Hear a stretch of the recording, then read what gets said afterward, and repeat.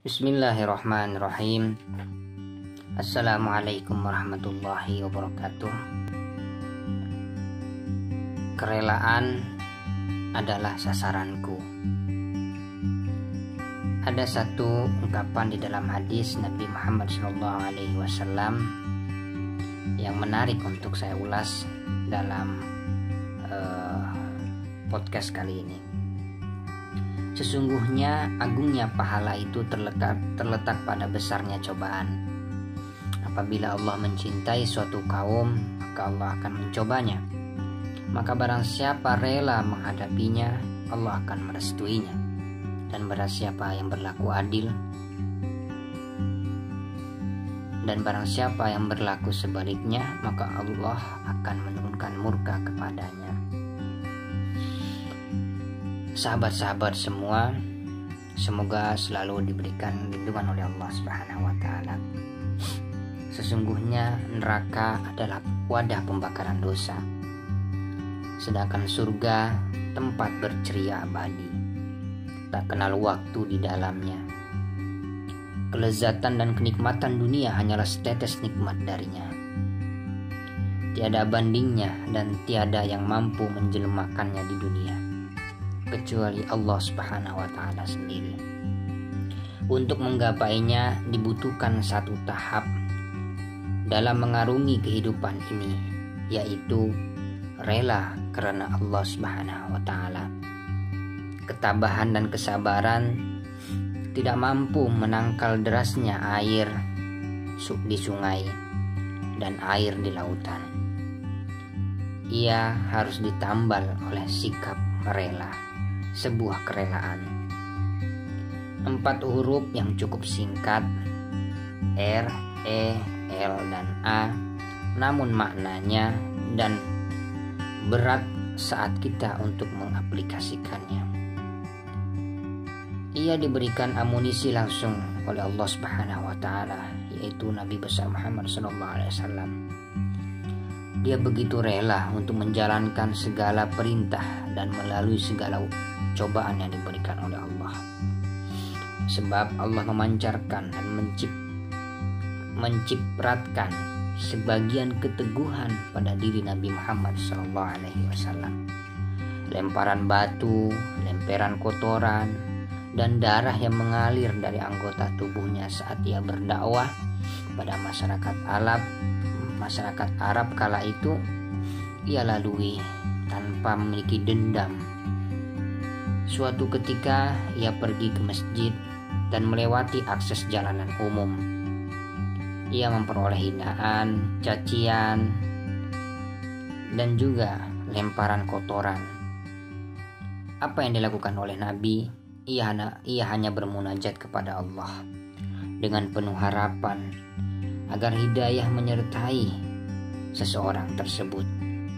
Ketika orang yang berbuat buruk terdengar olehnya mengalami kondisi yang buruk, yaitu sakit, Nabi secepat mungkin untuk menjenguknya tanpa menyisakan sedikit perasaan balas dendam. Orang itu pun beralih pikiran. Ternyata budi pekerti yang luhur itu ada pada diri orang yang selama ini ia lempari. Rasa malu pun muncul seketika dan membuatnya bertaubat dan mengucapkan kalimat syahadat dan mengikuti perintah-perintah Allah melalui Nabi besar Muhammad SAW.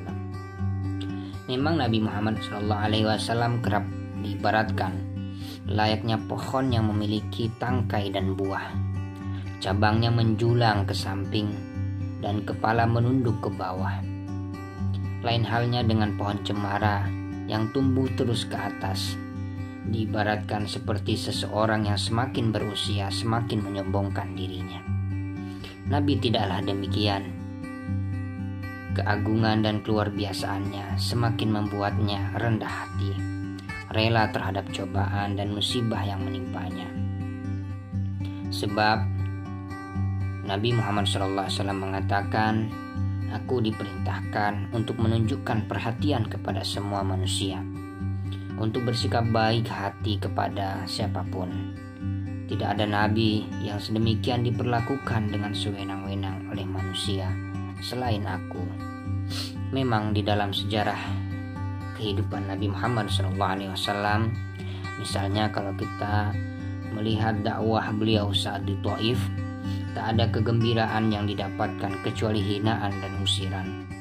Usiran itu dibembui dengan aksi brutal dari penduduk Thaif sebelum Nabi meninggalkan kota itu. Lumuran darah bercucuran, tak ada hentinya menimpa dirinya. Nabi pun berusaha keluar dari kungkungan kesedihan itu yang sungguh menyayat hatinya. Tapi Nabi mencoba mengadu nasib kepada pencipta manusia, yaitu Allah Subhanahu wa Ta'ala. Allahumma ya Allah, kepadamu aku mengadukan kelemahanku, kurangnya kemampuanku, serta kehinaan diriku di hadapan manusia.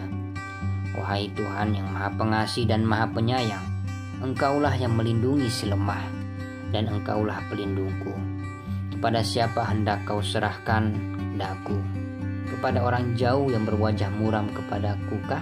Atau kepada musuh yang akan menguasai diriku? Asalkan Engkau tidak murka kepadaku, aku tak peduli.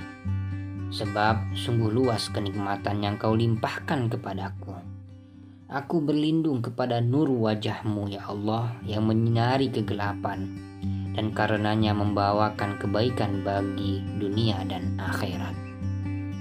Ya Allah, janganlah Engkau timpakan kemurkaan-Mu kepadaku. Engkaulah yang berhak menegur hingga berkena padamu. Dan tiada daya dan upaya kecuali dengan Engkau. Tiba-tiba Allah mengutus malaikat Jibril untuk menemui Nabi Muhammad SAW. Kemudian Jibril berkata, "Ya Allah mengetahui apa yang telah terjadi padamu, wahai Nabi Muhammad, dan orang-orang yang melakukan perbuatan buruk kepadamu. Allah telah memerintahkan malaikat di gunung-gunung untuk menaati perintah-Mu." Jibril kembali melanjutkan sapaannya kepada Nabi Muhammad.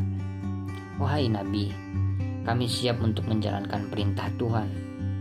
Jika Tuhan mau, kami sanggup menjadikan gunung di sekitar kota itu berbenturan, sehingga penduduk yang ada di kedua belah gunung itu akan mati tertindih.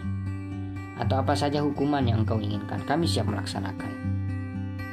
Saat Nabi Muhammad SAW mendengar tawaran itu, Nabi Muhammad berkata, "Walaupun mereka menolak ajaran Islam, aku berharap dengan kehendak Allah, keturunan mereka pada suatu saat nanti akan menyembah Allah dan beribadah kepada Allah Subhanahu wa Ta'ala."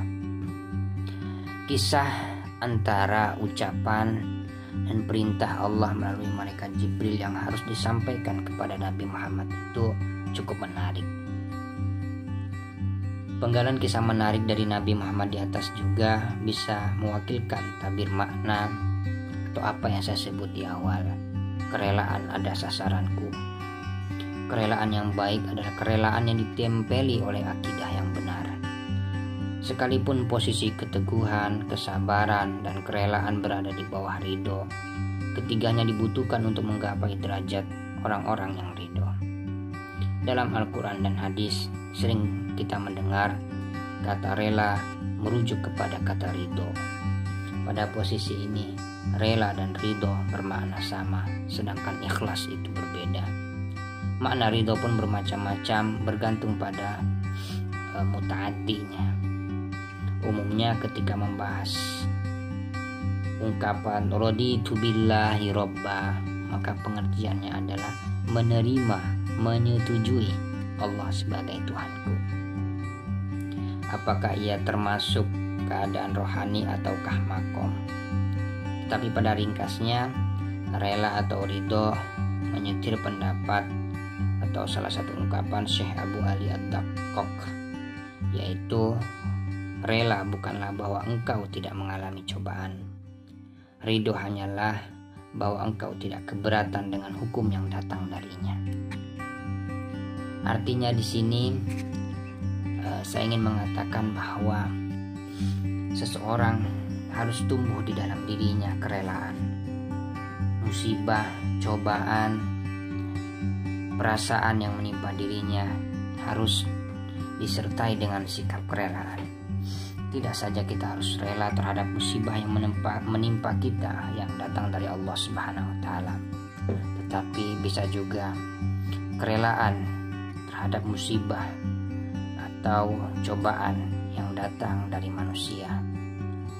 Selalu kita menempatkan diri kita untuk selalu berhusnuzon kepada Allah, berhusnuzon kepada manusia, agar maunah dan bimbingan Allah selalu menyertai kita selalu. Wassalamualaikum warahmatullahi wabarakatuh.